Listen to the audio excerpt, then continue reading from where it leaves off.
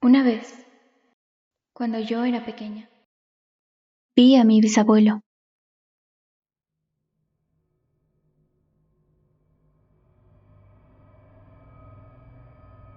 Era julio y estaba de vacaciones.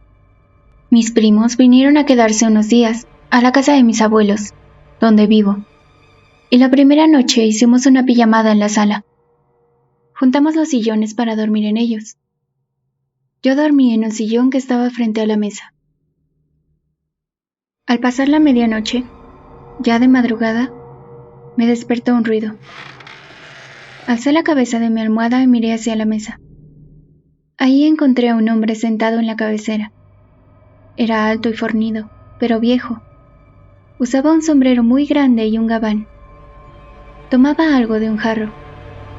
Lo contemplé un instante y pensé que se trataba de mi abuelo. Le deseé las buenas noches para ver si era él, pero el hombre no contestó. Simplemente siguió bebiendo de su jarro, y yo volví a dormir. A la mañana siguiente, mis primos me contaron que observaron que había despertado en plena madrugada, porque ellos aún no se dormían cuando me vieron levantar mi cabeza y mirar hacia la mesa. Ellos escucharon lo que dije, pero no sabían a quién me había dirigido, porque en la mesa, ni en la sala, había ningún hombre. Le conté a mi mamá lo que había visto, y lo que mis primos me dijeron, y ella se sorprendió mucho.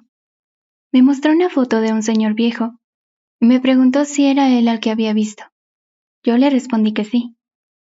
Ella sonrió y me dijo que se trataba de mi bisabuelo, y que no tenía por qué temer.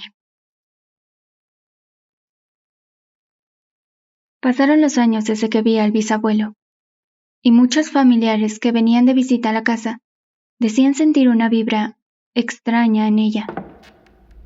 Escuchaban pasos acercándose en la noche hacia esos cuartos, y también que algo o alguien se sentaba en los sillones de la sala cuando no había nadie más con ellos. Todos estaban de acuerdo en que algo escondía la casa. Cuando tenía la edad de 14 años, tuve la suerte de confirmarlo. Un día, estaba en el patio de mi casa mirándome en el cristal de espejo de la ventana de mi cuarto. Era de mañana, y en mi casa solo estábamos mi abuela y yo. Parecía un día normal, cuando de repente, una sombra de un hombre muy alto y con las manos tan largas que le llegaban hasta el suelo, pasó corriendo detrás de mí. Yo me quedé quieta, paralizada por el miedo, esperando a que la sombra se fuera o volviera a aparecer. Pero nada de eso pasó. Así que tomé valor y me volteé para examinar el patio, solo para descubrir que nada había en él. Me perturbé un momento, y en cuanto recobré el sentido, salí corriendo a la sala donde estaba mi abuela. Le conté lo que había pasado, y ella se puso a rezar.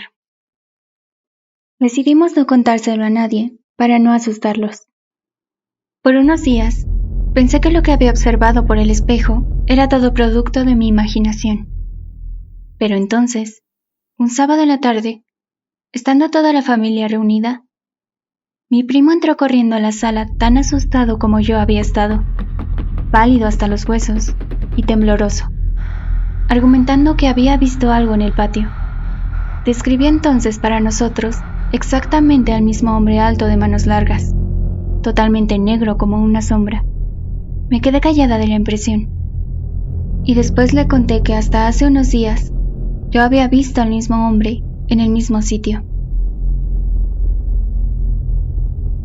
Desde ese momento y hasta la actualidad, continuamente veo la sombra en mi casa, y no soy la única, pues la mayoría de mi familia la ha visto. En la escalera, en la cocina, en el pasillo del segundo piso, e incluso en mi propio cuarto. Cuando despierto en la noche, cuando todo está oscuro, ahí está él conmigo, viéndome desde la esquina de mi cama, y luego yéndose en un parpadeo. Al principio me aterraba, pero ahora me he acostumbrado a su presencia, como si fuera un habitante más de esta casa. Años después de nuestro primer encuentro, una tarde hablaba con mi abuela sobre su familia. Ella me contó que su padre era alguien que cargaba con muchas envidias de parte de los vecinos de su pueblo, pues él poseía tierras y ganado. Varias veces intentaron matarlo a balazos, pero él fue mucho más rápido. En sus últimos días, hablando con la hermana de mi abuela que aún vivía con él, mi bisabuelo le confesó que quería ir de visita a la ciudad, con mi abuela, y quedarse un tiempo en su casa.